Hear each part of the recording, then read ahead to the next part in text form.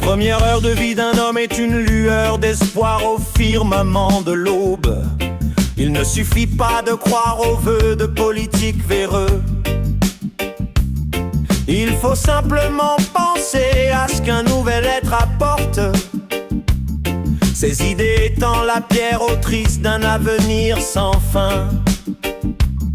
En rêvant d'un bébé dans son lit, entre le bœuf et l'âne, et que l'amour berce, il est des premières heures comme le bon vin à l'apogée funeste de soirées fauves.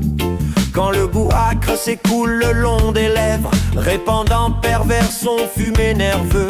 Quand le pouvoir sanglant affirme sa puissance par un visage cloporte, en idée de pierre noire, attirant la foule de son or et de son satin. En poussant un vieillard en sa caisse, emmené au cimetière entre deux averses.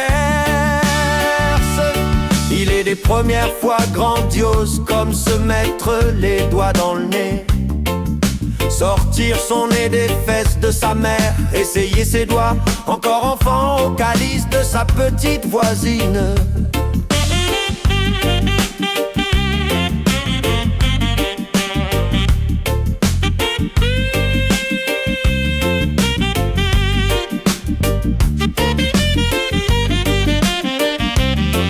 Pénétrer de son dard l'humidité récente de la grande Bertha, avaler le nectar interdit, graminer.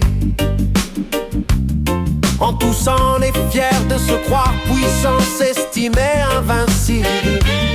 En évitant la censure ou fumer un stick de foin de nos douces années.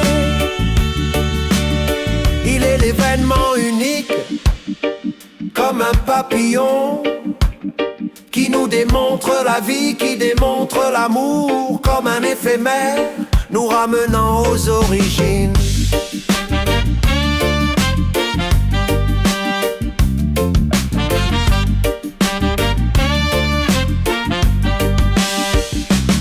Être un malade mental, sans aucune raison,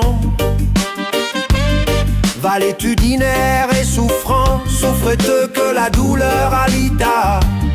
Comme si nous étions déprimés en roulant le pétard d'une herbe jaune et crasseuse, en ayant l'impression d'être irrésistibles.